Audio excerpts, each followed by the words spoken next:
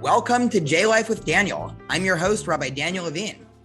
Okay, well, this episode we are speaking with Dr. Alon Burstein. Dr. Alon is an Israel Institute teaching fellow and visiting assistant professor in the policy department here at UC Irvine. His research focuses on political protests, violence, and terrorism, both in the Israeli-Palestinian context and more broadly. This was a great conversation. I got to speak with Dr. Alon about the wider campus debate surrounding Israel and Zionism. We talked about internal Israeli politics, the wider Israeli-Palestinian conflict, Iran, and various regional terrorist groups. We ended up speaking about so much more, and I really enjoyed this conversation.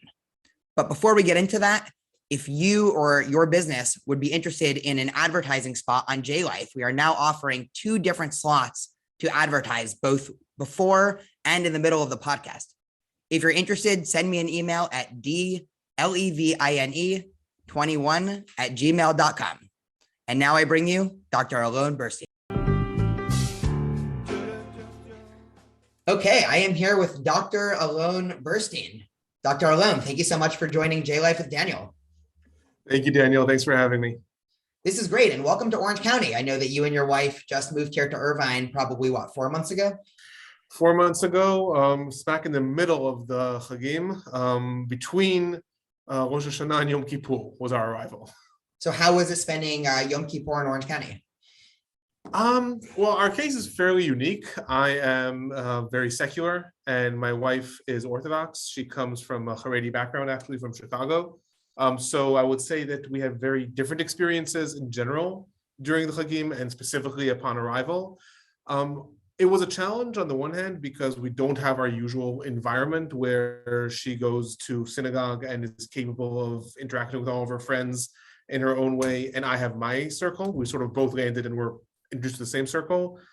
But on the other hand, the Jewish community was so welcoming, and we're also very surprised to find that there was no taken aback from our unique situation, from the fact that she would go to synagogue and I would come meet her and, oh, I forgot to put my kippah on, and oh, here I am. And everyone was so welcoming that also took us very much by surprise.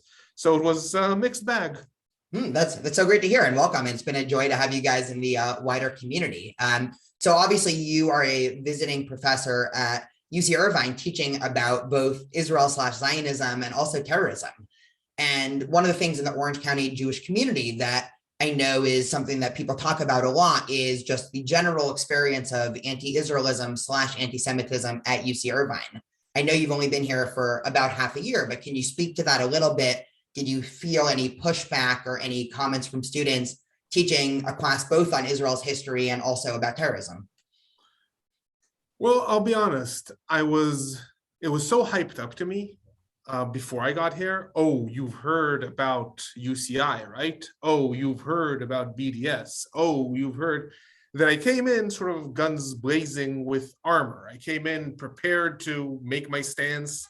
This is who I am. This is my academic integrity. And to be perfectly honest, I was almost disappointed that I never had to put that forward. I had not experienced any BDS pushback, any anti-Semitic pushback. And my classes, as you said, are about very contentious subjects, no matter how you slice it. One class is sort of an introduction situating Israeli politics in comparative perspective. One class is about terrorism, political violence. I have some of the same students in both classes. And I was at first very careful about the words I would choose. I was very careful about how I introduce certain topics. I was very careful about even naming this group a terror group, this group an insurgent group, these things. And I found that the students are, first of all, very honest. When they disagree with something, they're capable of just asking. And I found very little pushback. Now, I will say, as you said, I've only been here for a few months. My classes were fairly small, so I'm not sure if once I build my reputation as, of course, the world's greatest teacher, and my classes fill up, maybe there'll be more sort of controversy in the class. But so far, it's just been a great experience, actually. Yeah, so that's actually really good to hear. And I wonder, part of me is a little relieved to hear that because, again, I'm of course, the rabbi for Hillel in Orange County, so I spend quite a lot of time at UCI talking to students about Israel, and I definitely have seen that element of anti-Israelism. And also, on the other hand, know that it is not sort of the everyday reality of either me walking around campus, being an obvious public Jew or a lot of Jewish students. It's there, but it's not as ubiquitous as one might think. I also wonder if part of that has to do with the fact that by the very titles of your class, I wonder if certain students would say, well, why would I take a class on this, either Zionism or Israel? I don't even want to engage with that, because I think one of the things that we've been seeing in the last couple of years, which I think is really scary and dangerous, is at least a common trope or motif that people will talk about, especially with Gen Z, is not that they have strong opinions, is that they don't even want to engage with opinions that they don't agree with. So rather than say, oh, I would love to take this class on Zionism and challenge Professor Alon whenever he says anything positive about Israel, they would say, I'm not even going to bother. Why would I want to hear this? I think that you're right, and that is disappointing. It's a problem. It's a growing problem of, in general, as you said, Gen Z, but that also filtering up to older generations also, that people want to be in their own echo chamber and don't want to be challenged, don't want to be exposed, don't want to learn new perspectives and new things. One of the things that I was very happy to see was in one of the responses of my teaching reviews, a student said, I took this class expecting to hear that Israel follows religious law down to the letter and follows these types of things. And it was very surprising to me. And that was really nice to see a student that really was unfamiliar with the topic and still coming to learn about it. That said, it is true that I don't think that I had a lot of students that came in with an agenda that have very strong preconceived anti-Israel notions and said, I want to come learn more about it. That is something that I've seen at other universities I've been at, where often, surprisingly, students who you would just characterize as possibly those who might have preconceived notions that are anti-Israel, either Palestinians, Arabs, Muslims, often I find them to be the best students because those who are taking classes about Israel do want to learn. Anyone who was outspokenly anti or outspokenly pro, which could be a problem from the other side. They didn't have someone saying, no, Israel could do no wrong. It is the land of the Jews. It is perfect. I did have some challenging questions occasionally, which I was impressed by. Students that I was actually did not know anything about their political opinions, but then some of their questions were like, oh, is this where you might characterize Israel as having apartheid tendencies? Or things I was like, oh, interesting. But in my head, I was like, I didn't know that you might even think that, but I'm surprised that you're bringing that up, and good question. That's fascinating. Yeah, so I guess going off that for a little bit about the idea that having a student that's too, quote unquote, pro-Israel might hurt with some of the more objective Israel or Zionist education. One of the things that I've sort of very much tried to cultivate in the last couple of years as I've been on campus, and I've written, a number of articles to this effect, is the crucial differentiation between Israel advocacy or hasbara and Israel education. And how one of the things that I'm trying to do with both Jewish and non-Jewish students is I'm very much not interested in people understanding talking points. I think there are obviously important historical dates, important historical situations, obviously important facts to know. But at the end of the day, my goal when I teach certain facts or ideas is not so that students can, quote unquote, get the tools to fight back against, let's say, BDS or anti-Semitism or anti-Zionism, but that they all around have a more objective picture of Israel, of Zionism, of, especially when I'm talking to Jews, what Israel and Zionism might mean for Jewish identity. I'm wondering how in your head, obviously you're in a program that's in some way connected with the state of Israel. So I'm wondering how you personally are differentiating between this idea of, are you coming as a representative of Israel to almost do some sort of hasbara with a little bit of education sprinkled in, or do you really view your job as an educator? And if, let's say, you teach X, Y, and Z, and a student really does come away from your class thinking, oh, wow, Israel's a lot worse than I thought. Have you done your job, or is part of you a little bit bummed out? It's a good question. I'm not sure that I've thought it through completely in my head as I was coming to teach the class, again, because I had heard so much about UCI that I had no idea what I was going to encounter. I had no idea if I was going to end up inadvertently having to represent one side or another side just because I was constantly being faced with a challenge from the class. I would say, though, looking more in theory, looking sort of from above, the difference between advocacy, or hasbara, as is often said here, when it comes to the Israeli case, and learning is really the idea of academic integrity, right? Anything, any topic today, especially today in social sciences, can be politicized.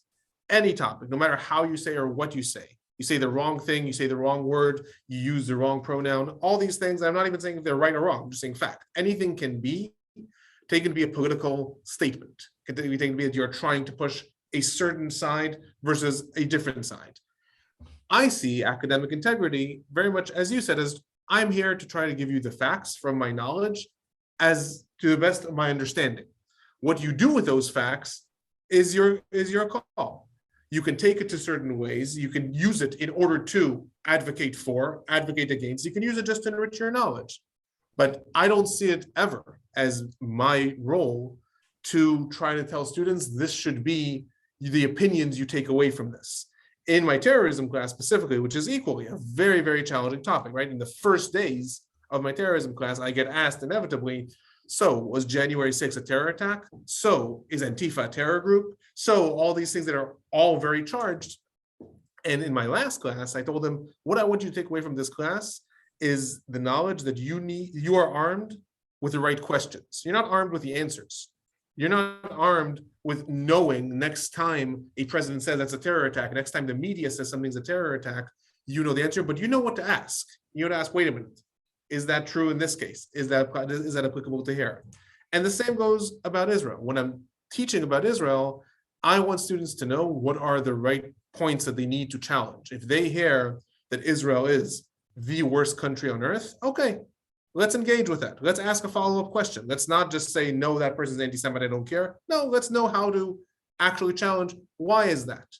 I know some answers you might not. Let me engage that. If you hear in turn the same way, Israel can do no wrong. It is the most moral country in the world, has no flaws. Okay, let's challenge that. Let's look at that. So I think coming out of my class, you really can use the knowledge in both ways, or at least that's my hope. That anyone coming out can say, I am armed with facts, and now fitting with my political opinion, I can do this, I can do that. One of the challenges I will just say that I faced is in fact in my title. As you said, my title is visiting assistant professor in UCI, and I am a teaching associate of the Israel Institute. The Israel Institute is not a government body. It's an NGO, it's an American NGO, whose aim is to increase knowledge and teaching about Israel on campuses. So in fact, it is not expected of me to actually be a representative of anything. But given that title, much as you said, it could be assumed that that's what's expected of me. And that is a challenge that I think is unfortunate, because I think, as you said, it could be, do I want to take a class about Israel from Alon Burstein, clearly an Israeli, who is sponsored by the Israel Institute? I'm not sure I want to engage in that class. I think that is a challenge. I hope, again, that through word of mouth from other students, they will say that there's no advocacy being done in the class. You can take it this way or that way. Sure. I want to almost play devil's advocate for a moment, because I'm wondering, I can hear a lot of people thinking to themselves, and, I partially think this, where, this idea of academic objectivity or attempting to just present the facts at face value, is all well and done when it's in this, vague thought experiment. But we know right now, both on an international scale, we can imagine the UN or the EU, or even on a local scale, just the proliferation of really anti-Zionism rooted in clear anti-Semitism that's proliferating throughout social media. I wonder if there is a point, because I personally, as a rabbi and Jewish educator, struggle with this, because on the one hand, in my own life and my own intellectual honesty, I love and want to try to be as objective as possible. And I also am okay with admitting that I have a clear bias towards the Jewish people. And I wonder, for you as an academic, I wonder if any of that comes into play with the knowledge of just the amount of lies out there about Israel and the amount of just clear propaganda. I wonder if there is ever that sense of, well, maybe I should add in just one more line of, and a lot of the criticism of Israel is rooted in anti-Semitism, and it's sort of really clear if you map it out from the Soviet Union and beyond, or if you would think that again, that muddies that idea of objectivity. So I'll say several things to that. One, which I know is gonna, if I know you, I know is gonna bait you to a follow-up question. I do not automatically equate anti-Zionism with anti-Semitism.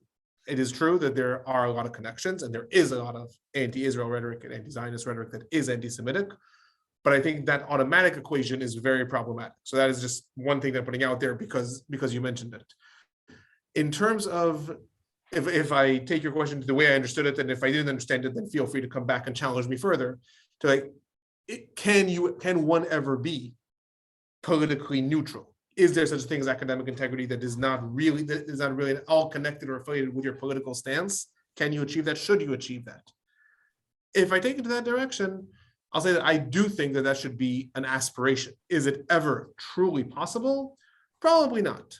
It's probably impossible in any sense, right? The entire academic system is rooted on the idea of higher education, which unto itself is rooted onto an idea of classes in society, the idea that there is a basic education that everyone needs, and then you can advance further, which into itself derives from a certain understanding of how society works and certain ideologies and all kinds of things like that. So the entire system is built on having certain nuances within it.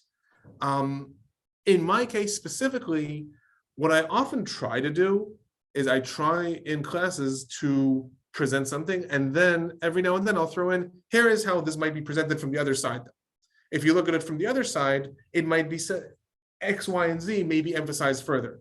I actually gave a webinar about Israel and Hamas and just the history of the Gaza Strip. And one of the follow-up questions at the end, which was a very good and challenging question, was, is there consensus among different scholars and researchers about the narrative that Alon presented?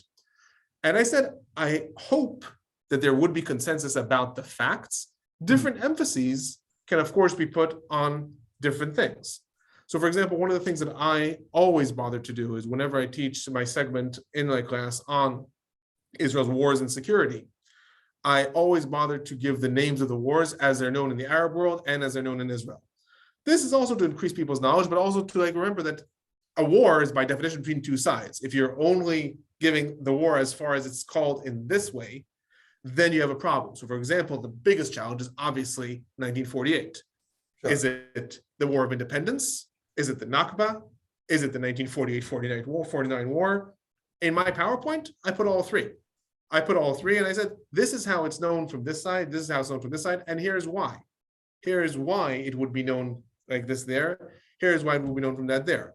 So it is always a challenge to try to achieve that level of sort of trying to be academic integrity is, again, the whitewashed way of saying it, but trying to be sort of like politically neutral.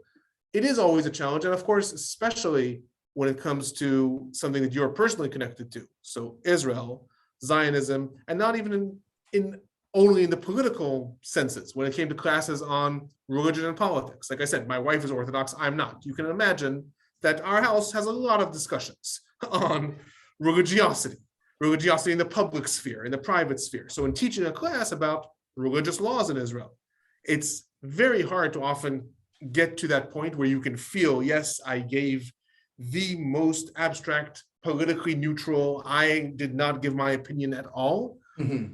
But I do still believe that should be the aspiration. Yeah. There should be a recognition that we can't do that maybe, but that should be the aspiration, to give up on that and say, no, you should come out and say what your opinion is and where you're coming from. I think is going to be damaging to academia in the long run.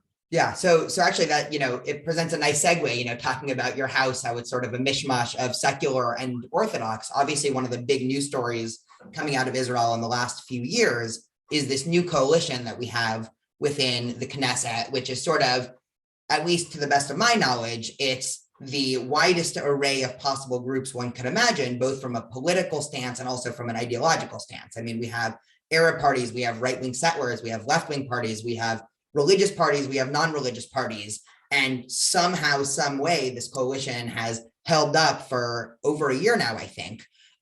What can you say about, did anybody predict this happening a couple of years ago? How do you think this came about? Especially, it seems like now when you look at a lot of Western democratic countries, it seems like politics is becoming more and more extreme on both sides. And any hope that you can have a coalition that's sort of made up from this wide swath of right-wing, left-wing, secular, religious is sort of a dream that, we imagine, well, hopefully in some messianic era, we can have, a coalition with Republicans and Democrats and progressives. It seems like Israel was actually able to accomplish that. So the two questions, I guess, am I overstating how big of a deal this is? And two, how do you see this holding up in the future? Is this actually going to last until the end of the 4 years? So I'll say this. There have been several times in Israel's history where you've had coming together from different sides. Sometimes it was necessity. So for example, in times of war, especially leading up to the Six-Day War in 1967, you had for the first time with the Herut, the dreaded Herut party, being asked to join the government, sort of create a unity among the people and come together. And then you had it sometimes out of necessity in the mid-'80s. You had two sets of sort of unity governments, one time with a rotation, not quite with the same complicated is the word I'll use, arrangement that they have now, but you had a rotation between Likud and Labor, in which for the first 2 years, one would be prime minister and one would be foreign minister, and then they would switch off, not alternative prime minister and things like that. But those things had happened in the past. You are absolutely correct, though, that this coalition brings together the fringes that were left out even then. God forbid, Arab parties or what's called anti-Zionist parties or things like that were not part of even those big coalitions in the past. This is the first time that they have been a part of any coalition agreements. I think, though, that one of the things that you need to also note is, first of all, this could be seen as, well, this was also just a necessity. You had 4 rounds of elections in Israel that were going nowhere. They had no budget. You had COVID continuously depleting the budget. And you could argue, well, this is a similar stance to when you're faced with times of war. Okay, people that don't like each other in the government are just going to grind their teeth, shut their eyes, and agree to go in. Yeah. So just to push back just in the middle of that, because it seems like, at least from where we are in American politics, it almost seems like politicians never let a good crisis go to waste. So as opposed to a crisis being this great unifying thing that you're presenting of, of course, the natural end of a crisis is going to be people banding together. It almost seems like, the vitriol nature of politics is, you can imagine all sides using this as sort of a weapon against everyone that doesn't agree with them ideologically. So there is some, I don't want to say miracle, that might be too strong of a word, but there is some surprising element of this actually working out. Yes, and it was a surprise to a lot of people. That goes into the specific contexts.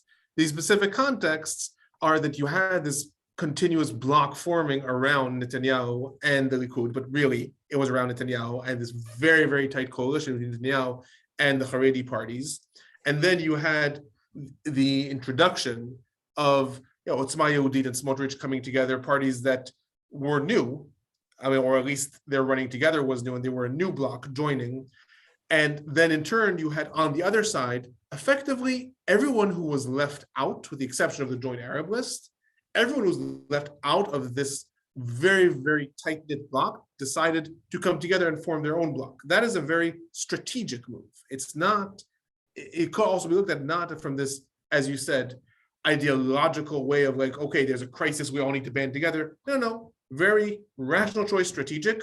There is one unified bloc, and our problem is that we are completely ununified, because from the right to the center to the left, you had parties over the last 4 years backstabbing each other, splitting from each other, blue-white split, labor split, Meretz split, Bennett and Shaked split, and we're not even going to name the parties because they split several times and changed names of the party each time. And from a very rational choice, strategic place, you know what? We're going to come together and form our own bloc, and now we will be the counter to that. So you could also look at it from that point of view, because I completely agree with you. It's not like polarization has skipped over Israel. Yeah. So if you were a betting man, is this coalition going to last for another couple of years? More importantly, is this going to set a model in the future? Are we going to be seeing more coalitions like this in the coming years? I think that the biggest sort of earthquake that happened here was the fact that the Ram, right? It's the Joint Arab List, the party that's split from the Joint Arab List, and it's historically also the party that is part of the Southern Islamic movement.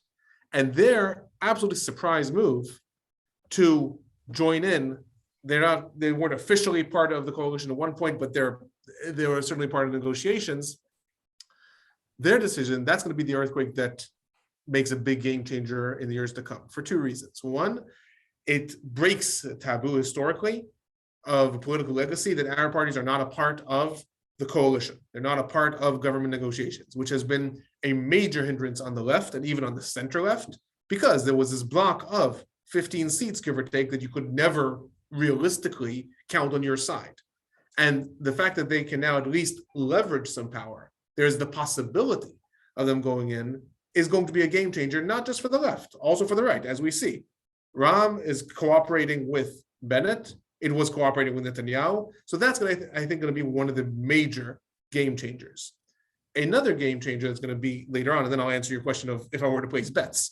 But another game changer is the fact that the Haredi parties, all of a sudden, there's cracks in the foundation of their block that they've created with the Likud. Haredi parties historically were not considered particularly right-wing. They had gone with left-wing governments, they had gone with right-wing governments, and they were always on the cusp, and they were the ones who therefore you needed to buy over to your side. You needed to make sure there was that famous election, in 2008, where the left wouldn't work with the Haredi party, and they ended up losing the prime ministership. Absolutely. That was Tzipi Livni. She refused to re-sign the coalition agreement with Haredi parties. But historically, the Haredi parties have always been, they were with Rabin, they went along with Barak, they went along with Sharon, Netanyahu. They've always found a way to leverage their position in the middle of the spectrum. What's important to them is religious issues, not left-right issues on what's considered in Israel political spectrum or the security spectrum. And so they were always able to leverage that power and find their way into the government, with the exception of 2013, 2015. Right now, I think that they're seeing very much that the alliance that they formed with Netanyahu, the fact that they had their seats safe because Netanyahu was always going to be prime minister, so we may as well throw all our weight behind him. I think that that's also going to lead to a lot of cracks in the foundation. And you see this. You see already parties in the center, Benny Gantz, Lapid, I don't like to refer to the people as parties, but in Israel, it really is how it's often done. You see that they are already making small incremental moves to start negotiating with Haredi parties, to start to say, in the future, we might be able to cooperate, even though we have all the rhetoric and all the bad blood behind us. It's possible that we'll find ways to get around. So I think those are going to be the two big legacies, not necessarily unity across the entire political spectrum, but that's going to change the historic political map that has sort of come about in the last 20 years. In answer to your question of if I were to make bets, honestly, even though, right, I'm a political scientist from Israel, I don't know what's going to happen. I don't know. I think that a lot of it depends very much, unfortunately, on what happens within the Likud. I say unfortunately because a government shouldn't exist only in order to keep others out. Nonetheless, like, a lot depends on if Netanyahu is able to continue his hold on the Likud party. And so far, it's only being very, very mildly challenged, but that may pick up as we come closer to election time. If his starts to shake and the Likud may split, then I think the government would have a much harder time. Sure. And there was a famous, to the best of my knowledge, there was a famous political science paper. I forgot, it was either in 2016 or right before, that talked about the rise of what they called negative partisanship among voters. Specifically, I think this was talking about America, but it was talking about the sheer increase in numbers of voters who said they're not voting because they like Team A, they're voting because they don't like Team B. And that's clearly how American politics has played out to some extent in the last couple of years. And so it seems like you're almost saying a similar issue going on. I mean, certainly that's what we saw in terms of Bibi. I want to take a pivot and travel, I guess, a little bit eastward, once we're talking about regional players within Israel. So obviously the Palestinian Authority, since Oslo, has been working unclear exactly the language to use, with Israel to control the West Bank.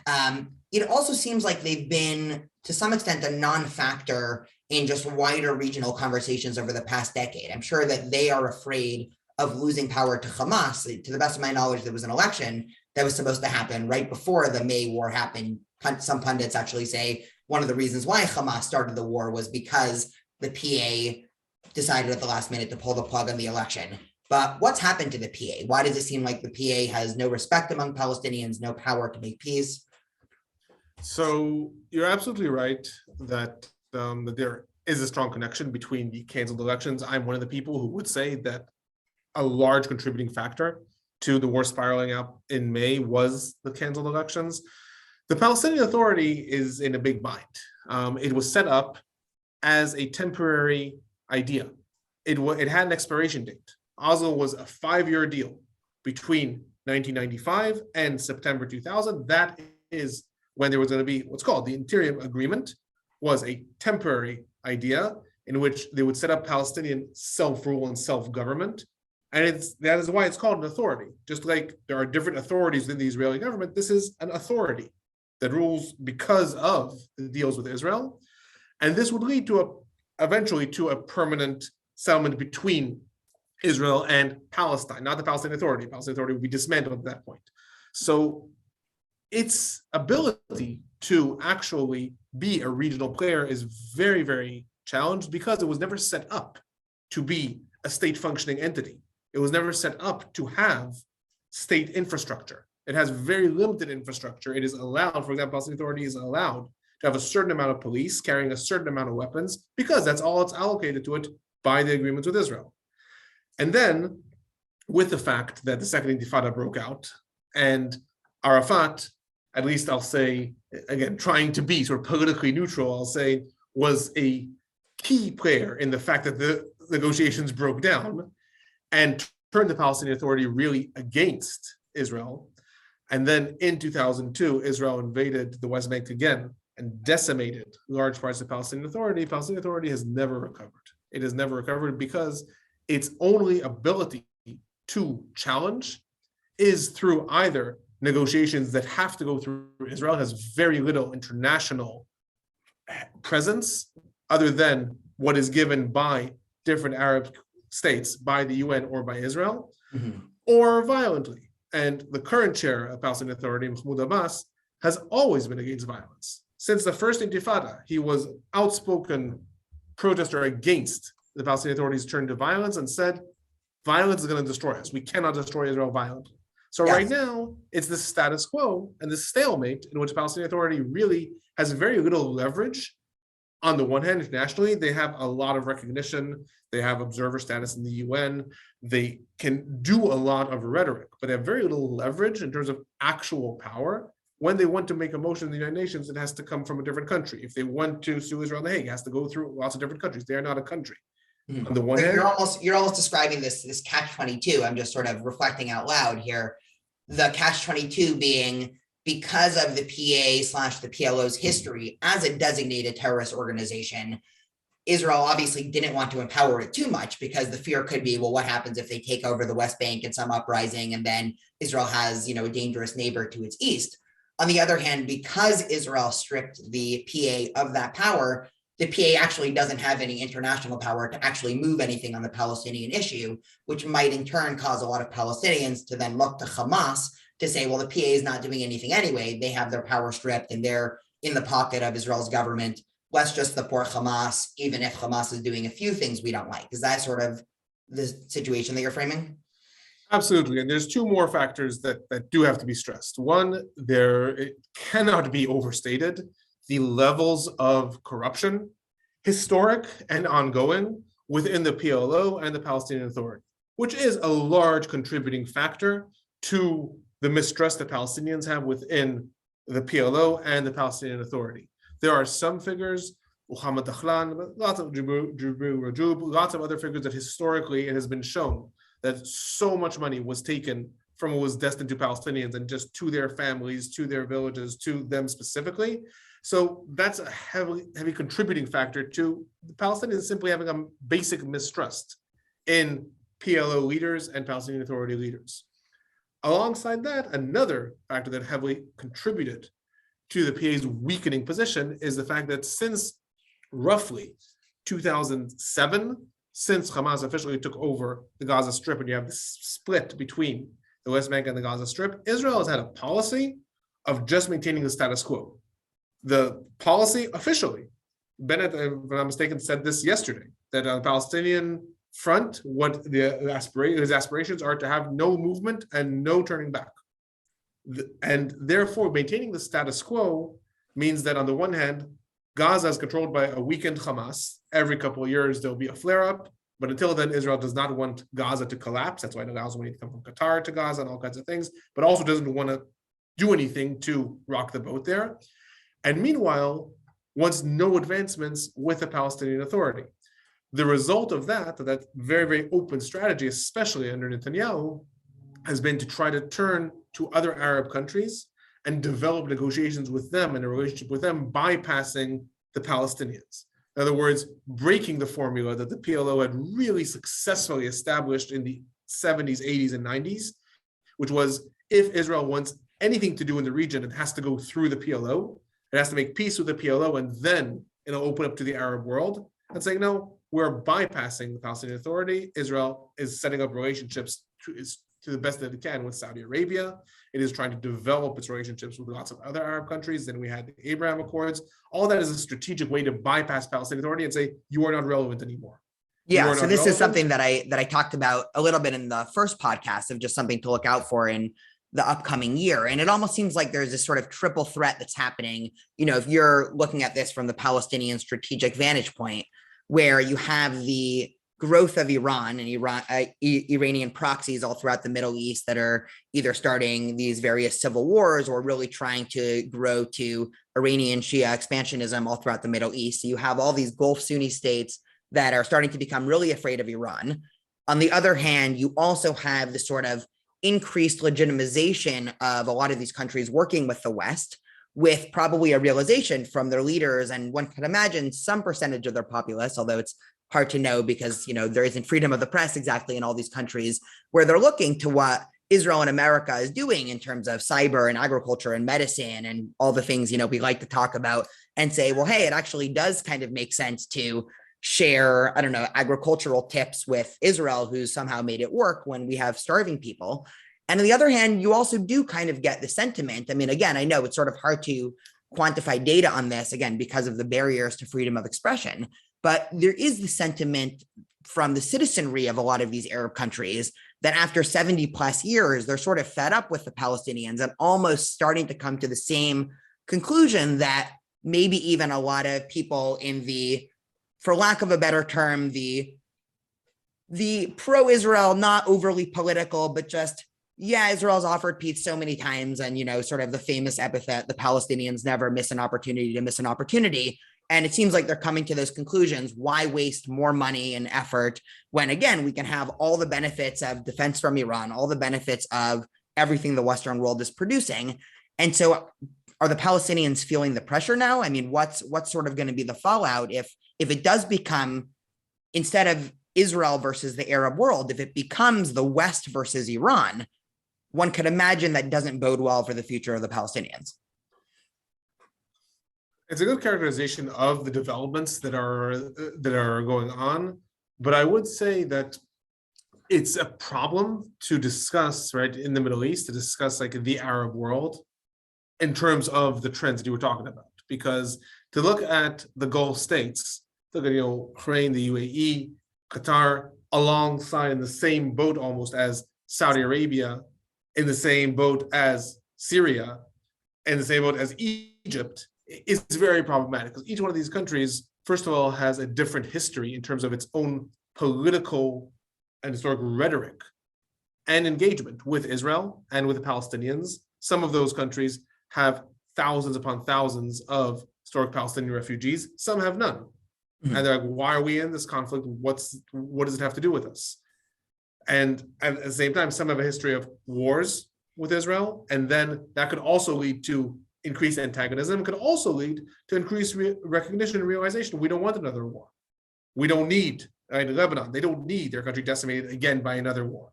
It's a lot easier to be sitting, you know, in Afghanistan and say, yeah, sure, another war. We need to take out the Zionist entity, as opposed to Lebanon, where you actually feel the results of that. So I think it's problematic to say that there are sort of international trends within the Arab world, because number one, as you say, it's very hard to see what the people think.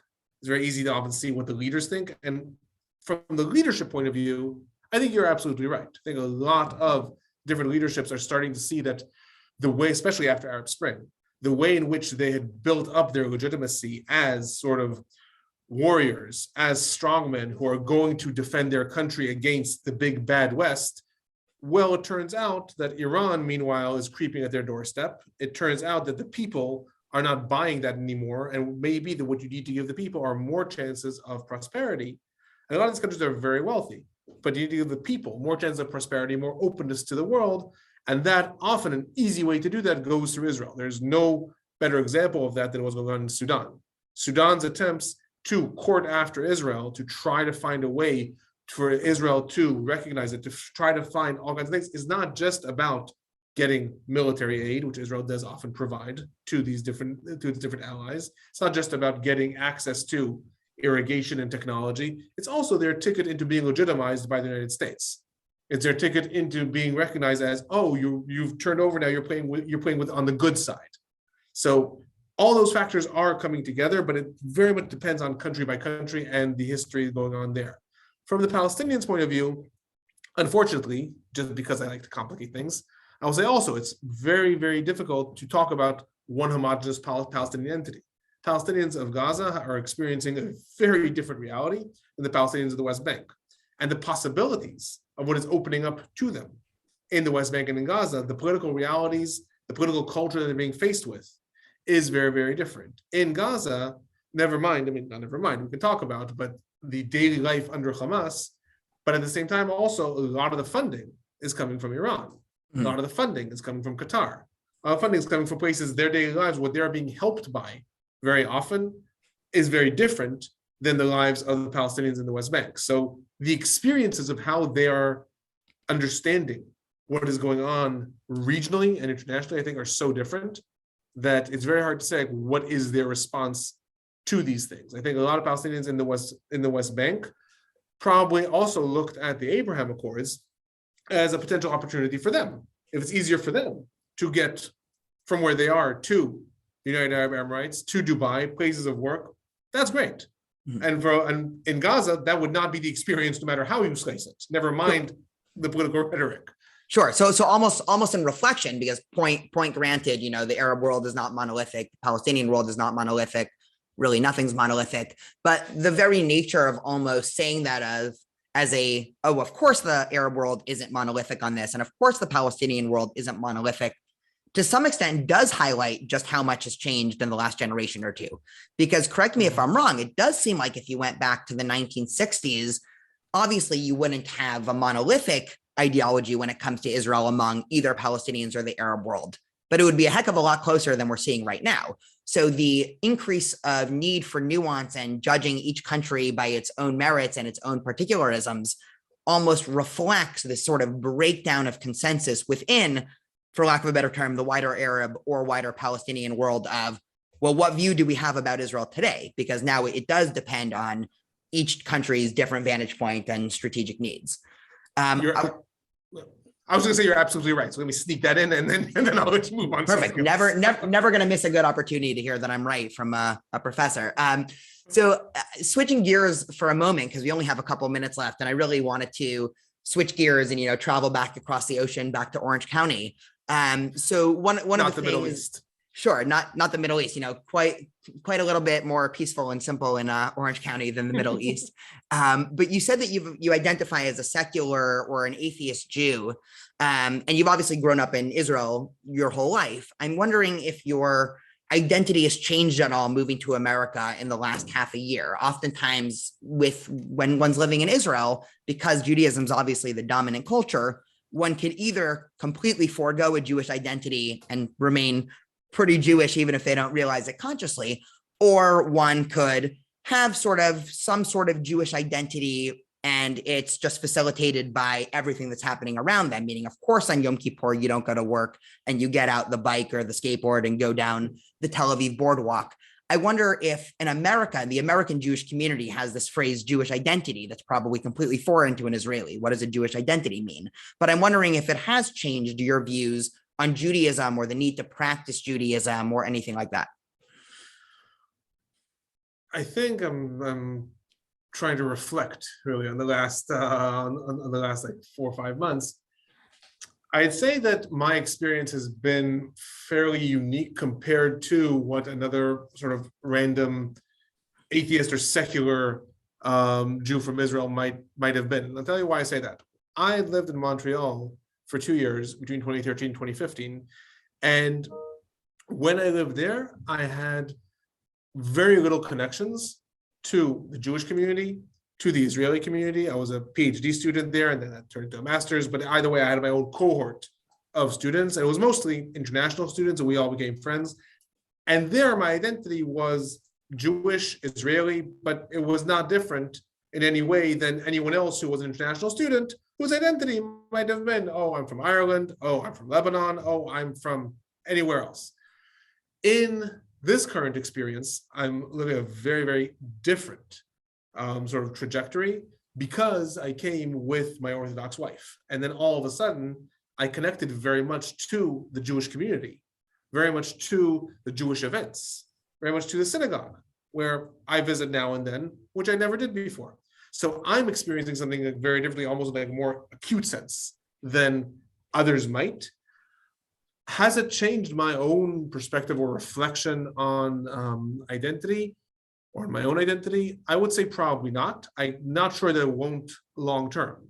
There's obviously a very different feeling when you all of a sudden perceive yourself as a minority, as opposed to, no, what you experience is just the experience. It's just the norm. When all of a sudden you're the minority, that does obviously bring out certain identity. Oh, okay. Now, if Yom Kippur, I don't do anything, okay, but I'm within a minority, okay, so that's a statement. Are you not Jewish, or are you not religious? Are you not a part of it? Whereas in Israel, as you said, no, you don't do anything. Okay, that's fine. You're still observing Yom Kippur because that's what happens in the country, right? It's the same thing. Ironically, where I felt that more in Orange County was surrounding Christmas, where all of a sudden you see all the Christmas lights going up. All of a sudden you see everyone with Christmas cheer, that's something that I've never experienced. I have not lived out of the country, out of Israel during Christmas. And that to me was a very strange feeling all of a sudden, to have the majority, the norm, the culture be experiencing a religious holiday, whether you're secular or religious, doesn't matter. It has religious tones to it that I wasn't a part of. That was actually much more where I felt distinct and unique. I was like, oh no, I'm now a Jew within this wider culture, rather than in my own celebrating of holidays because I don't observe them. So that sure, and it also says a lot about the American Jewish experience, meaning that exact experience that you're delineating there. One can imagine, generations of young American Jews feeling that. And then in response, the Jewish community says, well, we need to sort of beef up our own holidays. So, of course, Hanukkah and what it's become, and just all of those things that are there to sort of strengthen Jewish identity that we have in America, that in Israel might seem foolish. I mean, even the idea, I think I remember trying to explain to you what Hillel was, the organization that I'm a rabbi for. And Hillel, we're not explicitly a religious organization. We're not a religious organization, meaning our goal is to connect students to Jewish life, Jewish learning in Israel. If that includes a certain belief in God, great. If that doesn't include a certain belief in God, great. We have no end goal in terms of one's beliefs. We certainly have an end goal in terms of our mission statement of wanting to connect to students and wanting to connect them to Jewish identity. But I remember you were like, what is the point of that? Meaning it's almost non-understandable from an Israeli perspective. Because in Israel, again, there are Hillels on university campuses, but all they do is religious services, because otherwise, what is there to offer? So again, to me, I was like, oh, you are the rabbi of Hillel. Okay, so I'm talking to someone whose job is to promote, almost like Chabad style. That was my instinct of like, that. What else would you have? But yes, I do have a very different understanding and appreciation of what you do now. So there you go. Sure. So in just the last question, what sort of, either any final thoughts or one final thing you'd want the Orange County Jewish community to know and understand about Israel or Zionism or terrorism in the area? One final thought about Israel, Zionism, or terrorism. Please summarize the Israeli-Palestinian conflict on one foot. Well, I'm going to choose Zionism because I know that's a topic that you also teach about and are very interested in. And I'm going to, if you'll permit me, say two thoughts on that. Sure. The first thing that I think is important to understand is that Zionism is an ideology. It's an ideology that you can embrace, you can embrace parts of it, but it should not, I don't think it is, be attributed as an automatic identity. If you're Jewish, then you're Zionist. No, it's an ideology that Jews can adopt and non-Jews can adopt. Same as being anti-Zionist, right? I don't need to convince you that some Jews can be anti-Zionist, but that's not a betrayal of Judaism because it's just an ideology. And there are a lot of non-Jews, not just talking about evangelical Christians. I'm talking about people who, just from a political standpoint, who would consider themselves Zionists. Zionism is an ideology.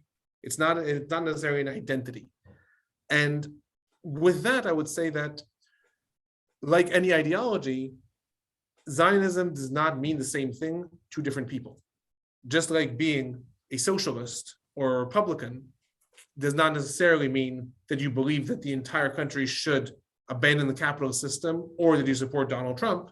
In the same way, you could be a Zionist and be very critical of Israel. You could be a Zionist and be very non-critical of Israel. But it shouldn't stop you from either identifying or learning more about being a Zionist or not being a Zionist by saying, well, if I say that, then that means I'm A, B, and C. Or if someone tells me that they're anti-Zionist, then that means that they are anti this or that they are pro that. It's an ideology that is very complex, like all other ideologies, and you can take and adopt certain parts of it and not others. And, moment of obviously self-interest, I encourage people to learn more about it. That's amazing. And thank you so much for coming on to the podcast. My last quick question for you is, if people want to reach you and reach out and either ask you questions or comment on this, what's the best way one can find you? Thanks for the question. I actually very much encourage that. My email at the university is simply alon.burstein, alon.burstein @uci.edu. And yes, I encourage that. Comments, questions, criticisms, welcome it all. Well, thank you again for coming on J Life with Daniel, and hope you have a great afternoon. Thank you, sir. You too.